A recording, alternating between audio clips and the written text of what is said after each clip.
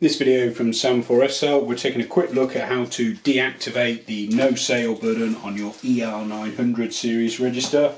In this video I'm using the 940, the process will be exactly the same on the 920 and very similar on the 925 and 945, although they'll have different keyboard layouts. All you need to do this is the metal key marked P. You need to turn it round to the PGM position, so it says program mode on the operator display.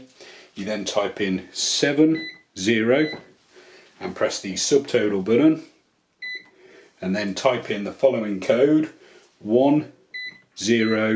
You then press the no sale button and then the cache button. Turn the key back round to the reg mode, and when you press the no sale button you'll just get a warning inactive error.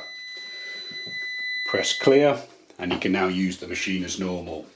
So that's just a quick video showing you how to make it inactive. I've got a longer video showing you the different settings you can put on the no sale button, including allowing manager use only, but I'll cover that in a bit more detail. So this has just been a quick video showing you how to stop people using it by making it inactive.